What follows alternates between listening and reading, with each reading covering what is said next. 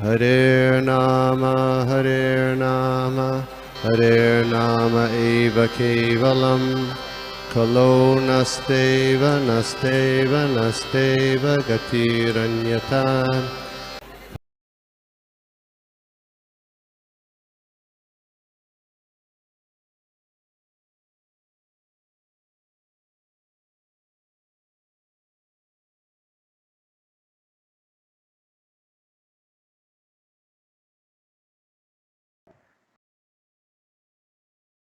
आज आज हम जो कल वाला श्लोक था उसी को कंटिन्यू करेंगे। उससे पहले हम प्रेयर करते हैं। ओम अज्ञानतिमिरान्धस्य ज्ञानाञ्जनशलाकया चक्षुरुन्मिलितं येन तस्मै श्रीगुरुवे नमः। श्रीचैतन्य मनोभीष्टं स्थापितं येन भूतले स्वयं रूपकदा मया ददाति स्वपदान्तिकं। वन्दे अहं श्रीगुरो श्रीयुतपदकमलं श्रीगुरुं वैष्णवं च श्रीरूपं साग्रजातं जयगण रघुनाथां तं सजीवं साद्वैतं सावधूतं भजन्तं कृष्ण चैतन्यदेवं श्री राधा कृष्ण पादान् त्रयगण ललिता श्री विशाखान्वितश्च हे कृष्ण करुणा सिंधु दीन बंधु जगतपते गोपेश गोपिका कांत राधा कांत नमस्ते। तप्त कांचन गौरांगी राधे वृंदावनेश्वरी विश्वभानुसुते देवी प्रणमामि हरिप्रिय। आंछा कल्पतरुभ्यश्च कृपा सिंधुभ्येव च पतितानां पावनेभ्यो वैष्णवेभ्यो नमो नमः। नमः ओं विष्णुपादाय कृष्ण कृष्णाय भूतले श्रीमते भक्ति वेदांत स्वामिनिति नामिने। नमस्ते सरस्वती देवी गौरवाणी प्रचारिणे निर्विशेष शून्यवादी देशकारिणे। जय श्री कृष्ण चैतन्य प्रभु नित्यानंद श्री अद्वैत गदाधर श्रीवासादि गौर भक्तवृंद। हरे कृष्ण कृष्ण कृष्ण हरे हरे हरे राम राम राम हरे हरे। ओम नमो भगवते वासुदेवाय ओम नमो भगवते वासुदेवाय ओम नमो भगवते वासुदेवाय। नारायणं नमस्कृत्यं ब्रह्म चैव नरोत्तमं देवीं सरस्वतीं ततो जय मुदीरयेत् नश्यत्प्रायेषु भद्रेषु नित्यं भागवते सेवया भगवते उत्तम श्लोके भक्तिर्भवति नष्टकी। ओम नमो भगवते वासुदेवाय। हरे कृष्णा। प्रभु जी से माता जी आप सभी को मैं धन्यवाद देना चाहूंगा कि आप सभी ने मुझे मौका दिया है बोलने का यहाँ पर, और जो कुछ भी मैं समझा हूँ वो बोलूंगा। वैसे तो आधा श्लोक कल प्रभु जी ने गोपी में प्रभु जी ने सारा बता दिया था इससे, लेकिन कुछ एक दो पैराग्राफ है मेरे पास, उनके मुझे बोलने के लिए बोला गया है, तो मैं उसको बोलता हूँ।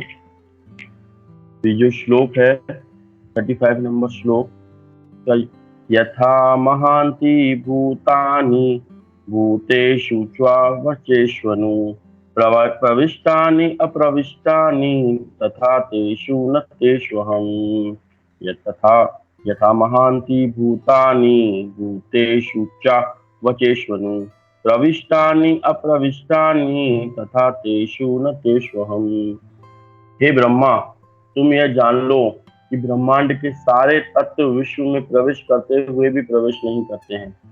उसी प्रकार मैं उत्पन्न की गई प्रत्येक वस्तु में स्थित रहते हुए भी साथ ही साथ प्रत्येक वस्तु से पृथक रहता हूँ, यानी कि मैं अलग रहता हूँ। और इन पर कल गोपीमन प्रभु जी ने काफी सुंदर क्लास दी थी और उन्होंने हमें बताया था कि किस प्रकार सारे तत्व इस भौतिक जगत में हैं भी और नहीं भी हैं। उन्होंने उदाहरण भी दिया था हमें इस शरीर का उदाहरण। हमारा शरीर जैसे अधिकांश बताया गया है कि मिट्टी तत्व जो पृथ्वी तत्व है जो हमारे शरीर में अधिकांश मात्रा में है ना, यानी कि हम मिट्टी के बने हुए हैं। तो अभी हमारे शरीर में मिट्टी भी है, लेकिन हम उस मिट्टी का उपयोग नहीं कर सकते। इस शरीर से थोड़ी सी मिट्टी नहीं निकाल सकते है ना, लेकिन मिट्टी है भी और मिट्टी नहीं भी है ना। ये हमको कल प्रभु जी ने समझाया था। और फिर बताया था कि उन्होंने कि भगवान, कई लोग बताते हैं कि भगवान की ये भी उन्होंने बताया था कि जो भक्त लोग होते हैं उनके आंखों में प्रेम का अंजन लगा हुआ होता है, तो वो भगवान को समझ लेते हैं। कि जो निराकारवादी होते हैं वो इस चीज को नहीं समझ पाते, वो सोचते हैं कि भगवान सब जगह व्याप्त है। तो उन्होंने बताया था कि जैसे कोई पानी का बोतल है वो चारों तरफ फैला दो तो सोचते हैं कि इस तरीके से है, लेकिन उसका कोई अस्तित्व नहीं हो, पानी का खत्म हो गया। लेकिन भगवान एक जगह होते हुए भी सब जगह पर है ना। ये भी बताया था। फिर उन्होंने दूरदर्शन वाला भी हमें बताया था कि किस तरीके से टेलीविजन को हम दूर से भी देख सकते हैं, अगर उसमें एंटीना अगर फिट ढंग से सेट किया हुआ हो तो, फ्रीक्वेंसी वगैरह उसमें बराबर हो तो। ये कल उन्होंने हमें थोड़ा सा पूरा अच्छे से बताया था, हमने उसको थोड़ा सा रिकैप में लिया है, तो आज का हम पढ़ सकते हैं, थोड़ा सा इसमें समझ सकते हैं। भगवान प्रत्येक प्राणी को इस संसार के बंधन से मुक्ति दिला सकते हैं। किंतु विरले ही वे भगवत प्रेम का अधिकार प्रदान करते हैं। किंतु विरले ही वे भगवत प्रेम का अधिकार प्रदान करते हैं, जिसकी पुष्टि नारद ने भी की है, नारद मुनि ने भी की है। मुक्तिम ददाति करहिचित स्मरण भक्ति योगम।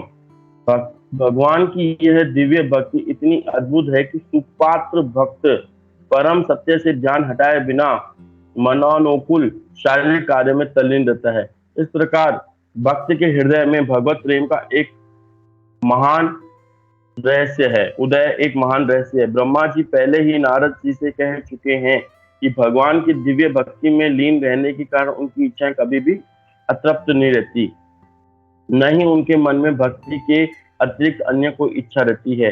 भक्ति योग की यही सुंदरता है तथा यही रहस्य है। अब हम यहाँ पे समझने का प्रयास करते हैं। भगवान प्रत्येक प्राणी को इस संसार के बंधन से मुक्ति दिला सकते हैं, किंतु विरले ही भगवत प्रेम का अधिकार प्रदान करते हैं। अभी हम देखते हैं कि यहाँ पर ये कौन कह रहा है, जिसकी पुष्टि नारद जी ने भी की है। मुक्तिम ददाति करहिचित स्मरण भक्ति योगम। तो यहाँ पर हम समझ सकते हैं कि इस संसार में मुक्ति भी बहुत मुश्किल से मिलती है ना, लेकिन भगवान इसमें दिखा सकते हैं कि प्रत्येक प्राणी को दे सकते हैं मुक्ति, लेकिन वो मुक्ति जो भगवान दे सकते हैं ना, वो भी भक्ति नहीं है ना।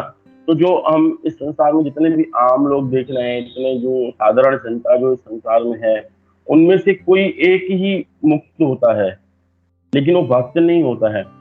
तो उनमें जो व्यक्ति जो मुक्त होता है, इन करोड़ों व्यक्तियों में से कोई एक मुक्त होता है, और उन करोड़ों में से 1 करोड़ भी नहीं कहा गया है, यहाँ पे कोई करोड़ों बताया गया है ना। तो उन करोड़ों में से भी अगर हम देखें तो कोई एक ही भक्त होता है, सारे भक्त नहीं होते हैं, है ना। तो मुक्ति मतलब पहली बात तो मुक्ति भी बहुत मुश्किल से मिलती है। मुक्ति का मतलब ये होता है कि संसार से मुक्त होना, लेकिन हम देखते हैं संसार में सुबह से शाम अगर हम बाहर निकलते हैं, घर से निकल करके बाहर जाते हैं, तो हम देखते हैं कि सारे संसार इस भौतिक माया में लगा हुआ है। कुछ न कुछ उसको प्राप्त करने की इच्छा है ही है ना, और वही उसके दुखों का कारण है। लेकिन वो उस चीज को समझ नहीं पाता है, और वो तुरंत उन्हीं चीजों के पीछे दीवाना रहता है, जो चीजें उसके दुखों का कारण रहती हैं। और वह अज्ञानवश सोचता है कि ये चीज मुझे मिल जाएगी तो मैं इससे सुखी रह पाऊंगा। पूरा संसार इसी में लगा हुआ है। और उनमें से कोई एक भाग्यशाली होता है जो मुक्ति यानी मुक्त होना चाहता है इन चीजों से। और ऐसे जो अज्ञान जनों में से कोई एक बिरला ही मुक्त हो पाता है। और अगर ऐसे करोड़ों व्यक्तियों को मुक्तियों को इकट्ठे किया जाए, तो उनमें से कोई एक बिरला बता रहे हैं, कोई रेयर केस ही ऐसा होता है जो भगवान की भक्ति को प्राप्त कर पाता है। तो भगवान की भक्ति कितनी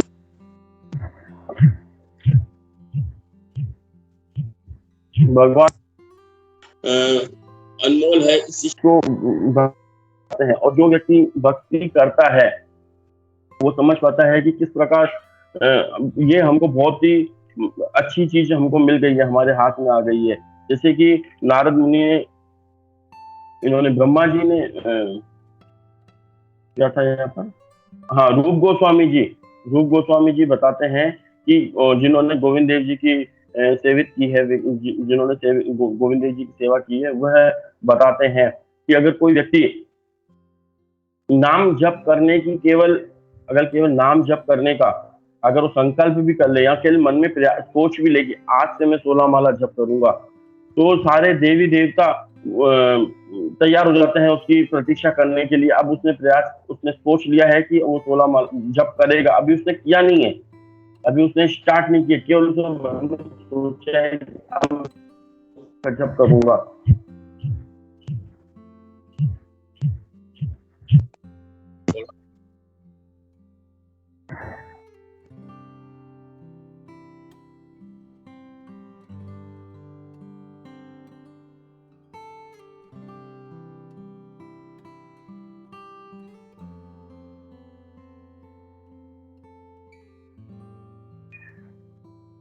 क्षमा करना, कोई तो यहाँ पे बताते हैं रूप गोस्वामी जी कि अगर कोई नाम जप करने की अगर केवल इच्छा भी रख ले कि केवल मुझे नाम जप करना है ना, उसके बाद जो जितने भी देवी देवता हैं जो इंद्रदेव हैं, ब्रह्मा जी हैं, वो अपना करमंडल लेकर खड़ा हो जाते हैं कि उसकी उनको माला पहनाने के लिए, उनको ऊपर अभिषेक करने के लिए, है ना। केवल अभी उसने सोचा ही है, क्योंकि टाइम जोन का फर्क रहता है, जहाँ पे हमारे लाखों साल लग जाते हैं भक्ति में होने के लिए, लेकिन यहाँ के लाखों साल वहां पर कुछ ही समय का होता है। तो उनको लगता है कि अब उसने सोच लिया है तो वो आने ही वाला होगा, तो वो तैयार रहते हैं कि जब वो यहाँ से जाएगा, वो महान आत्मा जब यहाँ से जाएगी तो हम उससे आशीर्वाद प्राप्त करेंगे और हम भी किसी तरीके से बंधन से हम निकल जाएंगे। तो हमको ये इस चीज को हमको समझना चाहिए, जब देवी देवता जो इतने बड़े पोस्ट पर बैठे हुए, ब्रह्मा जी जब इतने पोस्ट पर बैठे हुए, जब वो केवल सोच लेते हैं कि इस व्यक्ति ने भगवान के नाम का जप करने का मात्र अभी संकल्प किया है, मतलब सोचा है मात्र, उसने अभी उसने किया नहीं है ना। यानी कि अब उसने सोच लिया है तो यानी वो करेगा तो यहाँ से निकलेगा। अब यहाँ से निकलेगा तो हम उससे आशीर्वाद प्राप्त करेंगे, हम उनको माला पहनाएंगे, हम सब कुछ उसकी खातिरदारी करेंगे, है ना। तो हमको इससे ये एक सीख मिलती है कि क्या सीख मिलती है कि जब हम यहाँ पर भक्ति में हैं और जो भक्त लोग, कुछ लोग नए जुड़ रहे हैं और कुछ लोग पहले से ही जुड़ चुके हैं, है ना, तो उनके साथ हमारा कैसा, मतलब ऐसा होना चाहिए, हमारी दृष्टि उनके लिए कैसी होनी चाहिए। क्योंकि उन लोगों के लिए जिन्होंने अभी भक्ति की नहीं, केवल उन्होंने सोचा है कि वो 16 माला का जप करेंगे या एक माला का जप करेंगे, और आगे जाके देवी देवता ये सोचते हैं कि वो परिपक्व होगा और यहाँ से निकलेगा कुछ ही समय में, अभी यहाँ पे आने ही वाला है। जैसा अभी हमने बताया कि टाइम जोन का फर्क रहता है, यहाँ पे तो हमको लाखों साल लग जाते हैं, लेकिन वहाँ पे कुछ सेकंड ही निकलते हैं, तो उनको लगता है वो खड़े हो जाते हैं तुरंत ही। यहाँ पे कोई व्यक्ति सोचता है कि हाँ अब मैं जप करूंगा, किसी भक्त से सुना कि हमको 16 माला जप करना चाहिए, उसके मन में बस ये मात्र बात आ गई, जप करने की केवल उसमें ये इच्छा मात्र भी आ गई कि हाँ अब मैं भी जप करना चालू करूंगा, तो वहां पर इंद्र और जो ब्रह्मा जी है वो भी तैयार हो जाते हैं कि अब ये भक्त यहाँ से निकलने वाला है, क्योंकि उसने यहाँ पे सोचा है और ये जब करेगा भक्ति में उद्दत होगा और भगवत धाम जाएगा और हम यहाँ पे खड़े रहेंगे और उनका अभिषेक करेंगे, उनको मालाएं पहनेंगे और हम उसके ऊपर के लिए रवाना करेंगे और हम उनसे आशीर्वाद मांगेंगे, चलो हमको भी यहाँ से हो जाए। तो हम यहाँ पे देखते हैं कि जो भक्त लोग पहले से ही दीक्षित हैं और जो अपनी यथास्थिति जो भगवत भक्ति करने का प्रयास कर रहे हैं और जो लोग भक्ति में जुड़ रहे हैं, तो हमको उनको बहुत ही सावधानी पूर्वक उनसे हमको बिहेव करना चाहिए, हमको उनसे रहना चाहिए, उनसे साथ में, ताकि हमारे उनसे कुछ वैष्णव अपराध नहीं हो और हम भी जल्दी से जल्दी संसार से निकल सकें। तो यहाँ पर ये रूप गोस्वामी जी बताते हैं, जब प्रहलाद महाराज कुयादू माँ के गर्भ में थे, तब नारद मुनि ने सभी देवताओं को बताया था कि अब कुयादू माँ एक ऐसे भक्त को जन्म देने वाली हैं जो आचार्य होंगे, है ना। तो जो आचार्य होंगे श्रवणम कीर्तनम के, और वो तब भी से ही वो जो देवी देवता थे वो हाथ से उनके प्रणाम करने लगे, अपने हाथों का अस्त्र शस्त्रों को रखकर वहीं से प्रणाम करने लगे और कुयादू माँ की परिक्रमा करने लग गए थे वहीं से ही। तो हमको देखने को पड़ता है कि भक्त कितना इंपॉर्टेंट होता है। लाखों करोड़ों मनु विरले मुक्त आत्मा होती हैं इस संसार में। हम देखते हैं कई मुक्त आत्माएं घूमती रहती हैं, हमको मिलती भी है, लेकिन हम उनको भक्ति के लिए बोलते हैं, लेकिन कभी वो आती नहीं है और हमारे मन में आता है कि अरे ये तो देखो मुक्त भी हैं, देखो 4 नियमों का पालन भी कर रहे हैं, और है ना ये इनको हम बोलते हैं आओ भक्ति में, तो ये बिल्कुल मना कर देते हैं, भक्ति की लीलाओं को वो मानते नहीं है, भगवान की भक्ति जो भगवान की मधुर मधुर लीलाएं हैं उसमें वो कमियां निकालते हैं।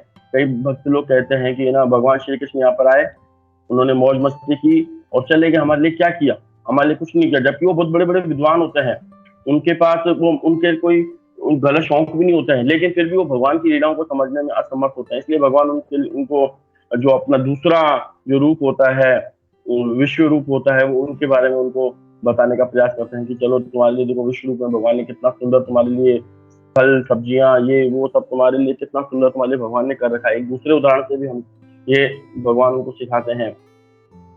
तो हमको ये यहाँ पे चीज समझनी पड़ेगी, करोड़ों मनुष्य में से कोई एक मनुष्य ऐसा होता है जो मुक्त होता है, और मुक्त आत्माओं में से ही कोई एक ऐसा व्यक्ति होता है जो भक्त बन पाता है। तो भक्त की यहाँ पर बहुत ही बड़ी बताया गया है। और अपने क्या कहते हैं, आज अभी हम और आगे पढ़ते हैं तो क्या कहा गया। भगवान की ये दिव्य भक्ति इतनी अद्भुत है कि सुपात्र भक्त परम सत्य से ध्यान हटाए बिना मानवानुकूल शारीरिक कार्य में तल्लीन रहता है। इस प्रकार भक्त के हृदय में भगवत प्रेम का उदय एक महान रहस्य है। ब्रह्मा जी पहले ही नारद जी से कह चुके हैं कि भगवान की दिव्य भक्ति में लीन रहने का उनकी इच्छाएं कभी भी अतृप्त नहीं रहती हैं।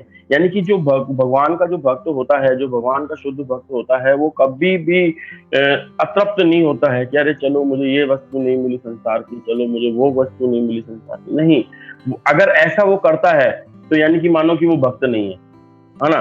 जैसे एक बार अमोघ लीला प्रभु बता रहे थे कि है ना, बहुत अच्छा उदाहरण दे रहे थे कि एक भक्त को मैंने परेशान होते हुए देखा। तो बोले कि इसका मतलब क्या है, भक्त कभी परेशान नहीं रहता है, भक्त कभी उदास भी रहता है। यानी कि अगर वो परेशान है तो वो भक्त नहीं है, अगर वो भक्त है तो परेशान नहीं होगा। बहुत अच्छे उन्होंने बताया था। अगर अगर कोई व्यक्ति ऐसे बोलता है कि मैंने एक भक्त को बहुत दुखी देखा, है ना, तो यानी कि इसका मतलब है कि यानी कि वो अगर वो दुखी है तो यानी कि भक्त नहीं है अगर वो भक्त है तो यानी कि वो दुखी नहीं हो सकता वो। तो उन्होंने एक ऐसे एग्जाम्पल करके हमको बताया कि एक एक छोटी 5 साल की बुढ़िया को हमने मरते हुए देखा। तो बोले 5 साल की अगर है तो वो बुढ़िया नहीं हो सकती, अगर वो बुढ़िया है तो 5 साल की नहीं हो सकती। उन्होंने इस तरीके से उदाहरण दिए थे। मतलब अगर वो 5 साल की कोई बुढ़िया है तो 5 साल की तो कभी कोई बुढ़िया हो नहीं सकती, अगर वो बुढ़िया है तो वो 5 साल की नहीं होगी। तो उसी प्रकार अगर कोई भक्त है, अगर वो दुखी है तो यानी कि वो भक्त नहीं है ना। तो यहाँ पर भी देखो ये चीज हमको समझने को मिलती है। ब्रह्मा जी पहले ही नारद जी से कह चुके हैं कि भगवान की दिव्य भक्ति में लीन रहने के कारण उनकी इच्छाएं कभी अतृप्त नहीं रहती हैं, वो हमेशा तृप्त रहते हैं, है ना, हमेशा तृप्त रहते हैं। अगर कोई तृप्त नहीं है तो यानी कि वो भगवान का भक्त नहीं है, अगर वो तृप्त है तो यानी कि वो भगवान का भक्त है। अगर कोई व्यक्ति हमको सोचे कि कोई बोले यार प्रभु जी मुझे ऐसा कुछ है, यानी कि वो मिश्रित भक्त हो सकता है कि यानी कि अभी वो रास्ते में चल रहा है लेकिन वो शुद्ध नहीं हो सकता, लेकिन आगे जाके वो शुद्ध हो जाएगा, है ना। तो यानी कि जो पूरी तरह से अगर तृप्त है तो भगवान का भक्त है। ना ही उनके मन में भक्ति के अतिरिक्त अन्य कोई इच्छा रहती है, क्योंकि भक्ति ही सबसे सर्वश्रेष्ठ है। उसके वो मिल जाए उसके बाद किसी चीज की इच्छा नहीं रह जाती है ना। तो भक्ति उनके मन में भक्ति के अतिरिक्त कोई इच्छा रहती ही नहीं है। भक्ति योग की यही सुंदरता तथा यही रहस्य है। हम इस संसार में देखते हैं कि एक बार हम देख मिलते हैं तो हम दूसरे के पीछे भागते हैं, दूसरी वस्तु मिलती है दूसरे के पीछे भागते हैं। लेकिन भक्ति एक ऐसी संतुष्टि वाला है, अगर वो मिल गया तो हमें समझो कि सब कुछ मिल जाता है। जिस प्रकार अच्युत होने के कारण उनकी इच्छा अचूक है, उसी प्रकार दिव्य भक्ति में लगे भक्तों की इच्छा भी अच्युत है। जिसमें क्या बता रहे हैं, जिस प्रकार अच्युत होने के कारण उनकी इच्छा भी अच्युत है। भगवान अच्युत है और जो उनकी इच्छा होती है ना वो भी अच्युत होती है, उसमें कुछ वो परफेक्ट होती है सब, उसमें कोई चूक नहीं सकते कि यार ये गलती हो गई, नहीं ऐसा नहीं होता। उसी प्रकार दिव्य भक्ति इच्छा भी अच्युत होती है, क्योंकि वो उनसे बिल्कुल उसी स्वभाव में रह।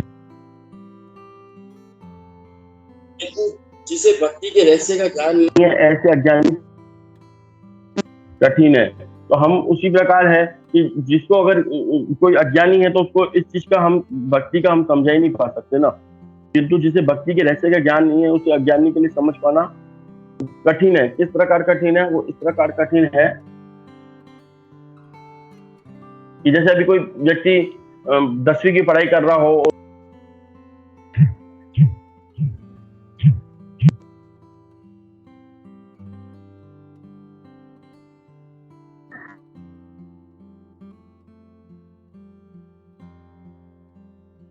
आज संडे है ना, कॉल ज्यादा आते हैं।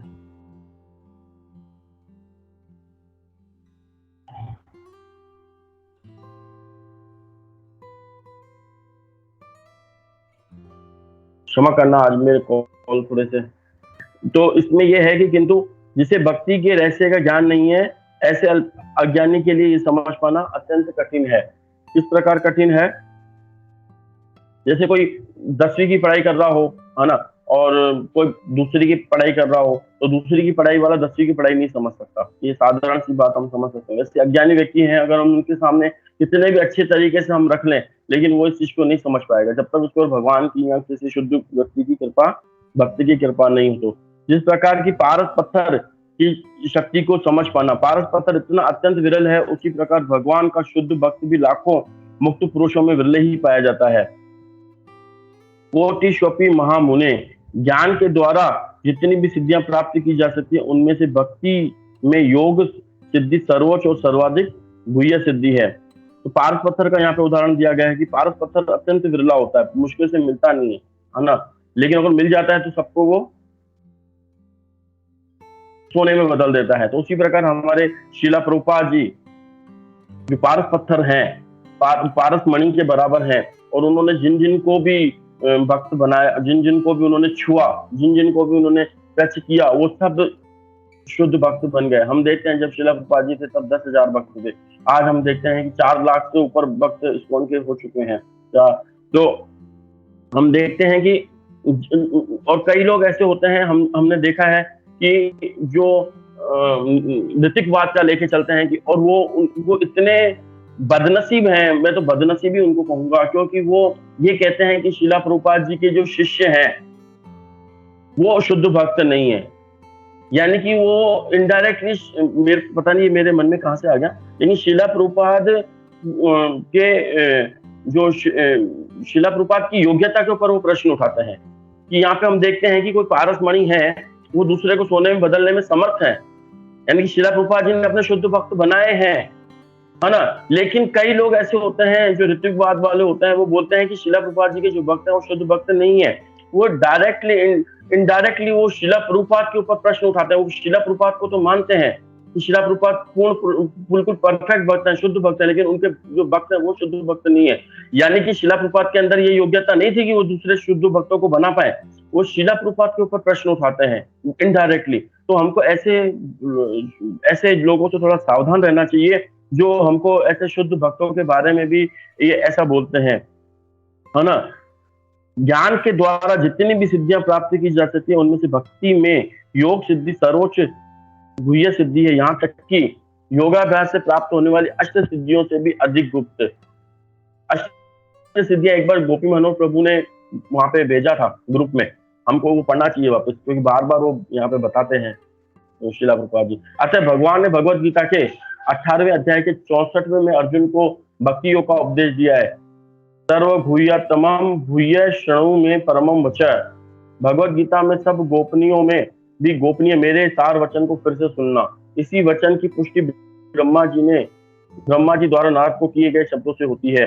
इदम भागवतम नाम जन्मे भगवतोदितम संग्रहो अयम विभूति नाम त्वमेत द्विपुली कुरु।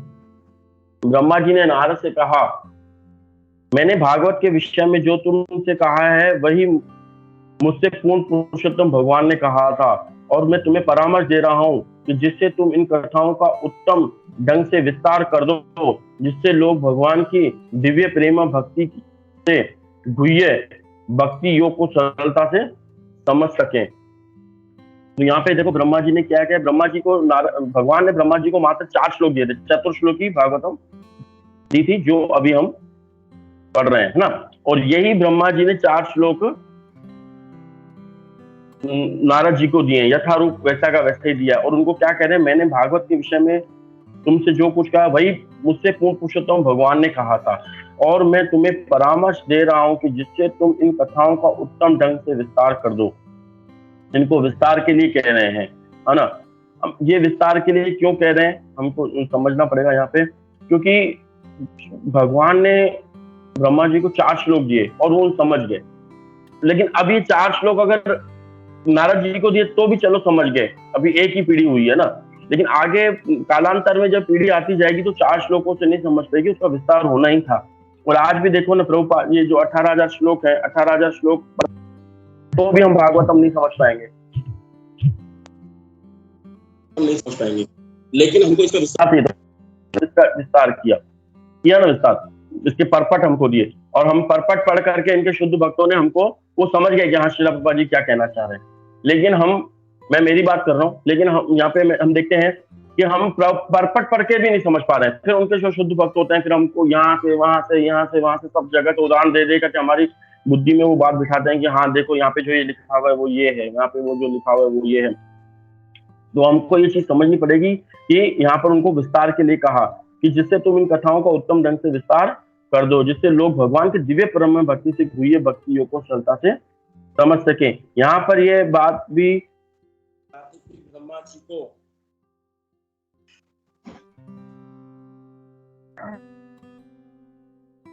ब्रह्मा को भक्ति योग का रहस्य भगवान ने स्वयं बतलाया था। ब्रह्मा ने उस रहस्य को नारद ने उसे व्यास को, और व्यास देव ने शुभदेव गोस्वामी को समझाया। यही ज्ञान शुद्ध शिष्य परंपरा से अब तक चला आ रहा है। यदि कोई इतना भाग्यशाली हो कि उसे शिष्य परंपरा का यह ज्ञान प्राप्त हो सके, तो वह भगवान के रहस्य तथा उनके शब्द अवतार श्री भगवान के रहस्य को समझ सकता है। तो यहाँ पर यह बताया गया है कि जो ये ज्ञान है, ये ऊपर से नीचे आता है, नीचे से ऊपर नहीं जाता। कई लोग समझते हैं कि ज्ञान को समझने के लिए पहले हम नीचे से ऊपर की तरफ जाएंगे तब भगवान की तरफ पहुंचेंगे। नहीं, ये उल्टा हो जाएगा। सीधा यही है कि जो भगवान ने कहा, और ब्रह्मा जी ने कहा, नारद जी ने कहा व्यासदेव जी से, और ऐसे करके करते हमारे पास यथारूप श्रील प्रभुपाद जी के माध्यम से हमारे पास आया, और हम उसको समझ पा रहे हैं। और उसका चमत्कार ये हो रहा है कि पूरे संसार में, नॉट केवल नहीं भारत में, पूरे विश्व में इस वक्त इन्हीं की चर्चा चल रही है कि हम कैसे इस शुद्ध भक्ति को प्राप्त कर सकें। और जैसे कि कल एक प्रभु जी बता रहे थे कि अगर ऊपर से कोई आम फेंका जाए नीचे, तो वो नीचे आते जैसे ही नीचे गिरेगा तो फट जाएगा और किसी काम का नहीं रहेगा। लेकिन अगर वही आम अगर ऊपर से किसी एक की व्यक्ति के हाथ में, फिर वो उसने नीचे वाले के हाथ में दिया, उसने तीसरे के नीचे वाले के हाथ में दिया, चौथे के नीचे के हाथ वाले में दिया, ऐसे करके जब वो हमारे पास नीचे आता है वो ज्ञान, तो हमारे पास वो सही सलामत वो ज्ञान पहुंच पाता है। तो उसी प्रकार ये ज्ञान भी एक के हाथ में, फिर दूसरे के हाथ में, तीसरे के हाथ में, चौथे के हाथ में, गुरु परंपरा के माध्यम से हमारे पास ये ज्ञान आ रहा है। और आने के बाद ये हमको समझ में भी, चाहे सूक्ष्म मात्रा में हमारे में समझ में आ रहा हो, तो ये भागवतम का जो ज्ञान है, ना, मैंने भागवत के विषय में सुना, तो भागवतम के विषय में जो सुना है, तो जो ये एक भागवत, जो भी व्यक्ति सुबह प्रतिदिन भागवतम की सेवा करेगा, भागवतम पढ़ेगा, तो उसका, उस व्यक्ति को 100% भक्ति बढ़ेगी, वो आगे बढ़ेगा ही बढ़ेगा। कोई एक आध व्यक्ति, कोई एक्स्ट्रा ऑर्डिनरी हो सकता है, हम जिसको अपनी भाषा में डेढ़ होशियार व्यक्ति कहते हैं, अगर कोई ऐसा व्यक्ति हो जिसको ये चीज समझ में नहीं आए, तो ये कोई विरला ही हो सकता है। जैसे यहाँ बताते हैं भगवान के मुक्तों में कोई एक विरला होता है, तो यहाँ पर भी हम ऐसा कह सकते हैं कि कोई विरला ही होगा जिसको भागवतम का अगर वो, लेकिन बशर्ते क्या होनी चाहिए कि प्रतिदिन सुनना चाहिए, श्रद्धा के साथ सुनना चाहिए, नित्य सुनना चाहिए, और जीवन में अप्लाई करना चाहिए। सुनने के बाद हमारे जीवन में अप्लाई होना चाहिए, है ना। क्या चीज है? पहले सुनना है, कैसे सुनना है? श्रद्धा के साथ सुनना है। तीसरा, नित्य सुनना है। चौथा, जीवन में फिर उसको हमको अप्लाई भी करना है ना। जैसे उन्होंने बताया था ना, प्रभु जी ने बहुत अच्छे बताते हैं हमारे उद्धव प्रश्न प्रभु जी, मुझे उनके एग्जाम्पल बहुत अच्छे लगते हैं। यूएई का मतलब अंडरस्टैंड, अप्लाई, और ई का मतलब क्या बताया था मुझे समझ में नहीं आया। यू का मतलब अंडरस्टैंड बताया था, ए का मतलब अप्लाई, और ई का कुछ और बताया था, हमको समझना पड़ेगा, वापस पूछना पड़ेगा। तो वैसे इसमें भी है, ऐसा ही है कि पहले सुनना है, फिर श्रद्धा के साथ सुनना है, फिर नित्य सुनना है। फिर श्रद्धा के साथ सुने, और कभी कभी सुने तो नहीं चलेगा। पहली बात तो सुनना, अगर के साधारण सुना है, जैसे हम न्यूज़पेपर पढ़ते हैं, टीवी देखते हैं, या ऐसे यहाँ वहाँ की बातें सुनते हैं, अगर साधारण तरीके से सुनना है तो समझ में नहीं आएगा। सुनना कैसे है हमको?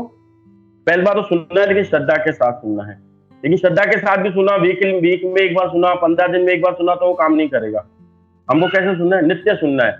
अच्छा ठीक है, हमने सुना भी, श्रद्धा के साथ भी सुना और नित्य भी सुना, लेकिन हमने उसको जीवन में अप्लाई नहीं किया, हमने उसको प्रैक्टिकल नहीं लेके आए, है ना। जैसे वो होता है ना, 12 उद्देश्य होते हैं शास्त्रों के पढ़ने के। तो पहला वाला क्या उद्देश्य होता है कि नॉलेज, अंडरस्टैंडिंग, फिर उसके बाद पर्सनल एप्लीकेशन, फिर प्रीचिंग एप्लीकेशन, ये हम अपने जीवन में अप्लाई करते हैं। हम तो गृहस्थ हैं, तो देखते हैं, थोड़ा बहुत पढ़ते हैं, फिर हम गृहस्थी में लग जाते हैं, फिर थोड़ा पढ़ते हैं, फिर गृहस्थी में लग जाते हैं, तो कम याद रहता है।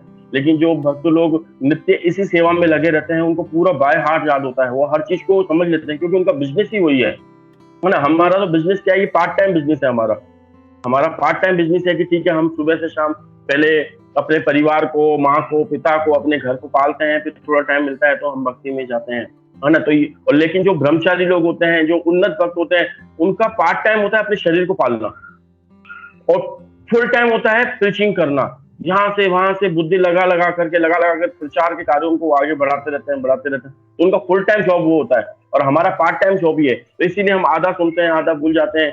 तो फिर भी लेकिन जो भी कुछ भक्तों से यहाँ सुनते हैं वो बता लेते हैं। तो सुनना, फिर श्रद्धा के साथ सुनना, नित्य सुनना, फिर उसको जीवन में अप्लाई करना। भागवतम में कोई चार चीजों को अप्लाई कर लेगा, सुनना, श्रद्धा के साथ सुनना, नित्य सुनना, तो उसकी भक्ति बढ़ेगी बढ़ेगी। तो वो भी एक दिन ऐसा आएगा कि वो इस संसार से मुक्त होने के साथ साथ भक्ति को भी प्राप्त होगा, और भक्ति के प्राप्त होने के साथ साथ वो प्रचार भी कर पाएगा, है ना। और प्रचार करने से पहले हमको आचरण होता है, इसीलिए हमको जीवन में अप्लाई करना चाहिए, क्योंकि हम जब आगे जाकर के बाजार मार्केट में निकलेंगे, ये जो ज्ञान हम औरों को देंगे, जब ये ज्ञान औरों को देंगे तो हम देखेंगे कि क्या हुआ। जैसे कि हम एक तुच्छ उदाहरण से आ रहा है, जैसे कोई महिला अगर हमारे घर पर सर्फ बेचने आती है, हमारे यहाँ पर महिलाएं कहीं सर्फ बेचने के लिए आती हैं, बहुत अच्छी क्वालिटी का सर्फ है, ऐसे कपड़े आपके साफ रहेंगे, और स्वयं ही गंदे कपड़े उसके हों, तो पहले हम उसको क्या बोलेंगे कि पहले आप घर जाओ, अपने अच्छे से जो आपने गंदे कपड़े पहन रखे पहले इनको आप साफ करो, और फिर हमको इस सर्फ बेचने आना। तो ये वही ज्ञान है, ये ज्ञान हम दूसरों को देने जाते हैं, लेकिन जब तक हम अपने ऊपर ये आचार में नहीं लेके आएंगे तो दूसरा व्यक्ति हमको ये उदाहरण दे सकता है कि पहले आप प्रभु जी इसको करो, फिर हमारे पास आप आना, है ना। तो इसीलिए इसमें क्या है, सुनना, श्रद्धा के साथ सुनना, नित्य सुनना, फिर अपने जीवन में अप्लाई करना। दूसरों को देने से पहले अपने जीवन में अप्लाई करके देखें काम करता है या नहीं करता है। अगर वो करेगा तो हमको विश्वास पूरा हो जाएगा, अरे ये बहुत अच्छी टॉनिक है, बहुत अच्छी दवाई है, काम कर रही है। फिर हम जाके औरों को बोलेंगे देखो हमारे जैसा गिरा हुआ इंसान भी जब सुधर सकता है तो आप तो बहुत महान है, आप क्यों नहीं करेंगे, आप एक बार करके तो देखें। तो इस तरीके से हम जीवन में आगे आने वाले समय में प्रचार कर सकते हैं। हरे कृष्णा। इसी के साथ मैं अपनी वाणी को यहाँ विराम देता हूँ, और कुछ नहीं, काफी कमियां हैं इसमें, क्योंकि मेरी अच्छे से तैयारी नहीं हुई थी, समय का थोड़ा सा अभाव था, कल शनिवार भी था, हमारी क्लास भी चलती है। तो आप जो भी इसमें ऐड करें, मैं चाहता हूँ सब लोग इसमें कुछ ना कुछ ऐड करें, ताकि मुझे भी कुछ पता चले। हरे कृष्णा।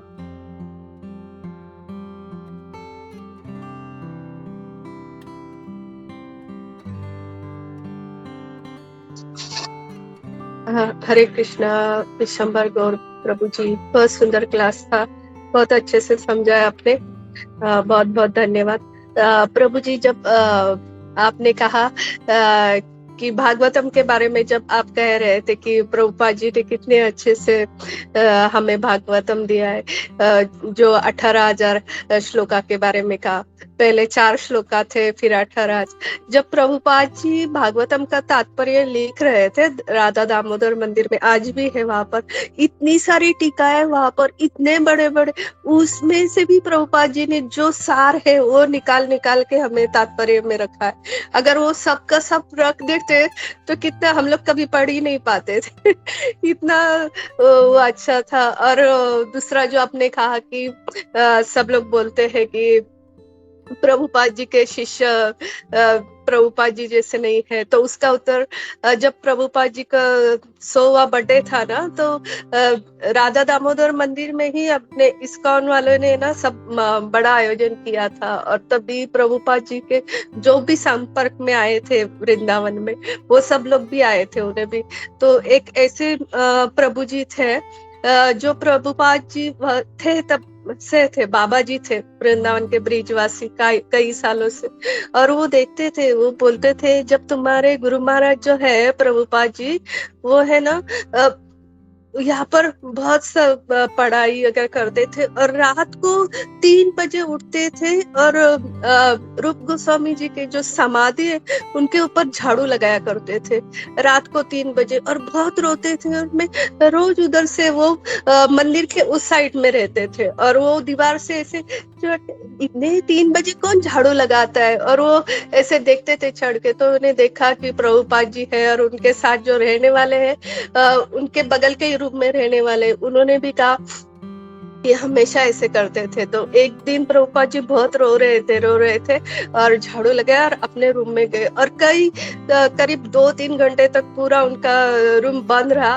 और जैसे ही बाहर आए तो उनके गले में अलग सी माला रहती थी, और उनका कुछ अलग सा तेज रहता था। और जब वो दरवाजा बंद करते थे प्रभुपाद जी, तो उसके नीचे से कुछ प्रकाश आता था, जबकि 3 बजे पूरा अंधेरा, तब तो लाइट की भी व्यवस्था नहीं थी उस वक्त, और बहुत और जो माला रहती थी वो अजब थी। फिर भी प्रभुपाद जी के जो बहुत अच्छे से जानने वाले उनके मित्र थे, उनके बाजू में रहने वाले, उन्होंने पूछा कि क्या हुआ, तो बोले प्रभुपाद जी ने कहा कि मैं बहुत चिंतित था कि जो मेरे गुरु ने मुझे आदेश दिया है कि पाश्चात्य देश जाके प्रचार करो, तो वो मैं कैसे करूं? मेरे पास ना इतना धन है ना कुछ है, इसलिए मैं रोज प्रार्थना करता था कि मुझे मार्गदर्शन करिए। और तभी ऐसा हुआ, और प्रभुपाद जी ने कहा मुझे आदेश मिला है कि आप निश्चिंत होके निकलिए, और वहां पर सब तैयारी कर दी गई है। वहां पर आपको जो सहयोग करने वाले हैं वो पहले से वहां पर मौजूद है, वो आपको मिलेगा। तो इससे हम समझ सकते हैं कि अगर वो पाश्चात्य देश में थे फिर भी वो साधारण नहीं थे। प्रभुपाद जी के जो भी शिष्य है वो साधारण नहीं थे, जैसे प्रभुपाद जी साधारण नहीं थे। हरे कृष्णा। हरे कृष्णा माता जी, आपने तो हमारी क्लास में आज जान ही डाल दी। लास्ट में आपने जो ये कमेंट्स दे दिए श्रीला प्रभुपाद जी के बारे में, इतने सुंदर, बहुत ही सुंदर माता जी। हमको ऐसा लग रहा है कि कब हम प्रचार कर पाएंगे, कब हमारे आंखों से आंसू निकलेंगे, कब प्रभुपाद जी जब इतने मंजरी होते भगवान के, और वो भी आकर के यहाँ पर रो रो करके भगवान से प्रार्थना कर करके प्रचार करते थे। और हम तो पूरे दिन में शायद प्रार्थना, मैं तो मेरे लिए बता रहा हूँ, प्रार्थना तो हमारे मुंह से निकलती ही नहीं है, तो हम प्रचार कैसे कर पाएंगे माता जी? आप माता जी हमारे ऊपर आशीर्वाद दीजिए ताकि हम कुछ प्रचार में आगे बढ़ पाए। हरे कृष्णा माता जी।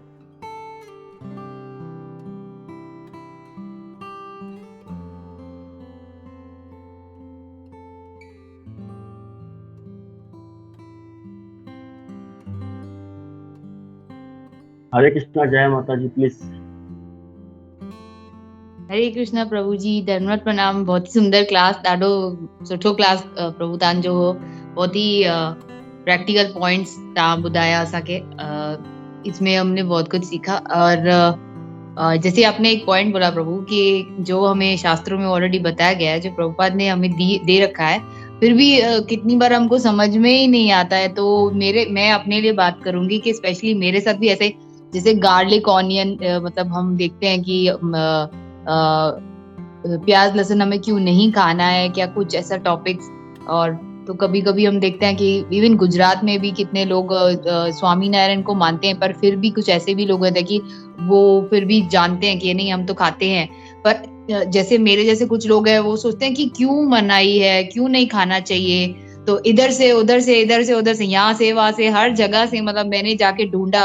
साइंटिफिक प्रूफ चाहिए होता है कुछ टेक्निकल बच्चों को, कुछ ऐसे इंटेलेक्चुअल या इंक्विजिटिव बच्चों को, तो वो ढूंढते हैं कि क्यों नहीं खाना चाहिए। फिर जब उनको दूसरी जगह से भी वो प्रमाण मिलता है कि नहीं इसीलिए नहीं, वो मतलब साइंटिफिक रीजन भी जब उनको पता चलता है, तब वो सोचते हैं अच्छा ये तो बिल्कुल सही बताया था प्रभुपाद जी ने, या सही बताया हमारे शास्त्रों में।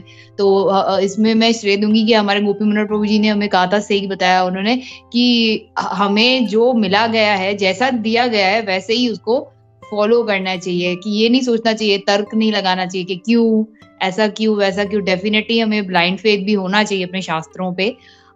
तो ये बहुत अच्छा लगा, ये एक्चुअली ये पॉइंट बहुत अच्छा लगा कि यहाँ से वहां से, इधर से उधर से हम पूरा ढूंढ के भी निकालते, फिर भी हमको यही प्रमाण मिलता है कि नहीं, जो हमें शास्त्रों में बताया गया वो सच ही था, सही था, हमें ऐसे ही फॉलो कर देना चाहिए था जैसा दिया गया। तो ये पॉइंट अच्छा लगा प्रभु जी।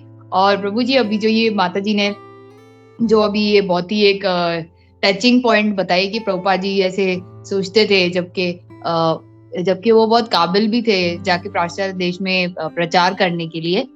तो इसमें प्रभु मैंने ये सुना था, जैसे भी माता जी ने कहा, वो सोचते थे कैसे मैं जाऊंगा और प्रचार करूंगा, मेरे पास इतना धन भी नहीं है। तो जब पाश्चात्य देश में प्रभुपाद जी गए थे, तो एक लेक्चर में मैंने ये सुना था, अगर आपकी अनुमति हो तो शेयर करूं। बिल्कुल माता जी, बताइए प्लीज। जी प्रभु जी, तो प्रभु ये इस्कॉन गुड़गांव का लेक्चर हो रहा था, तो उसमें प्रभु जी ने बताया कि जैसे जब वो गए थे, तो प्रभुपाद जी हमेशा यही सोचते थे कि कैसे उनको रहने की जगह मिलेगी, और कैसे मतलब वो कैसे, मतलब उनको इतना उसका टेंशन नहीं था, लेकिन प्रचार कैसे करेंगे वो सोचते थे हमेशा। प्रभुपाद जी के ध्यान में हमेशा वही होता था कि कैसे मैं भक्त बनाऊंगा। तो प्रभु जी जब मतलब प्रभुपाद जी जब गए थे, तो वहां पे क्या होता था, पहले ही जगन्नाथ रथ यात्राएं कैसे होती थी, एक ही यूनिवर्सल। तो बाद में ऐसा बनाया गया कि यूनिवर्सल हर जगह पे अलग अलग से रथ यात्राएं नहीं निकलेंगी। तो प्रभुपाद जी ये सोचते थे कि जगन्नाथ कैसे वहां पे पहले से ही मौजूद थे। तो जैसे माता जी ने कहा पहले से ही भगवान के, वो भी कोई साधारण नहीं थे जो भगवान प्रभुपाद जी का सहयोग करने वाले आए होंगे, कि पहले से ही भगवान ने व्यवस्था कर रखी थी। तो एक माता जी थी, उन्होंने तब उनका कोई, वो भी कार्गो में ही थी, तो उनके तो प्रभुपाद जी को थोड़े टाइम के लिए वहां पे कैसे भी प्रभुपाद जी पहुंच गए, मुझे याद नहीं आ रहा एग्जैक्टली प्रभु ने क्या बताया था, पर मैं बताने की कोशिश करूंगी। तो वहां पे जो उनके, क्योंकि तब स्त्रियां भी उस पाश्चात्य देश में कार्गो में और इसमें काम करती थी, तो उनके कार्गो में से एक छोटा सा कोई टॉय निकला, मतलब ऐसा उनको लगा कि वो इंडियन टॉय है, जबकि वो जगन्नाथ जी का विग्रह था। तो शायद किसी ने भेजा होगा, अपने इंडिया से किसी ने भेजा होगा, तो वो निकला। तो वो सोचने लगी कि ये टॉय मैं अपने बच्चों को खेलने के लिए दूंगी। प्रभुपाद जी कैसे ना कैसे जैसे पहुंचे वहां पे, तो अंदर ही अंदर मन में रो रहे थे और सोच रहे थे कि हे भगवान के कैसे मैं। तो तब उनकी नजर पड़ी उस पर, उस स्त्री, मतलब वो जहाँ पे उनके यहाँ पे वो पहुंचे थे, तो उनकी नजर पड़ी, उन्होंने कहा ये क्या है। तो वो कह रहे, और तब लेकिन वो जगन्नाथ का विग्रह सिर्फ भगवान का था और बलदेव और सुभद्रा मिसिंग थे उसमें से। तो वे उन्हें कह रही थी ये माता जी कि ये तो मुझे लगा ये इंडियन टॉय। उन्होंने कहा, प्रभुपाद जी एकदम उनके नतमस्तक हो गए, दंडवत प्रणाम किया उसको। और तो वो माता जी सोचने लगी कि ये क्या है, प्रभुपाद जी ऐसे क्यों नतमस्तक हो रहे हैं। तो उन्होंने कहा कि ये क्या है, तो प्रभुपाद जी ने कहा ये कोई इंडियन टॉय नहीं है, ये जगन्नाथ जी का विग्रह है। तो फिर ऐसे मतलब भगवान को वो रो के, मतलब अपने मन ही मन में कहने लगे कि हे जगन्नाथ, तुम पहले ही मुझसे पहले ही तुम पहुंच गए हो मेरी सहायता करने के लिए। उनके आंखों में अश्रु थे। और मतलब ये सुनने के टाइम पे, अभी बताने के टाइम पे मेरे भी बहुत ही, मतलब बताना मत, थोड़ा ऐसा हो रहा है। लेकिन तो ये जैसे माता जी ने कहा कि भगवान की सहायता पहले से ही मौजूद होती है, अगर हम आगे बढ़ना चाहें और प्रचार करना चाहें। तो ये जस्ट एक सुना था, तो बस ऐसे शेयर किया। प्रभु हरे कृष्ण। थैंक यू जय माता जी, आपने बहुत अच्छा शेयरिंग किया। और ये स्टोरी हमारी भी सुनी हुई है, पर उसमें मैंने जो सुना था कि शिला प्रभुपाद की एक शिष्या थी, वो किसी शॉप से लेके आई थी जगन्नाथ जी को, और उन्होंने शिला प्रभुपाद जी को दिखाया था। शिला प्रभुपाद जी बहुत प्रसन्न हुए और कहा कि ना आप इनके साथ 2 और होंगे, वो भी जाके लेके आओ। तो माता जी फटाफट उस शॉप पे गई, तो सुभद्रा महारानी को और बलदेव जी को भी वहां से लेके आई और उनको आकर के उनको दिखाया कि देखो ये है क्या। बोला हाँ। तो प्रभुपाद जी को बहुत आश्चर्य हुआ कि आप सारी व्यवस्थाएं भगवान आप कर रहे हो, हमें कुछ भी करने की आवश्यकता नहीं है, हम तो कठपुतली मात्र हैं, सारा आप ही अरेंज कर रहे हो। और उसमें एक ये भी था कि शिला प्रभुपाद से एक बार ना, जब किसी एक भक्त ने पूछा, किसी व्यक्ति ने पूछा था कि आप वहां जा रहे हो, वहां पर क्या काम है अमेरिका में।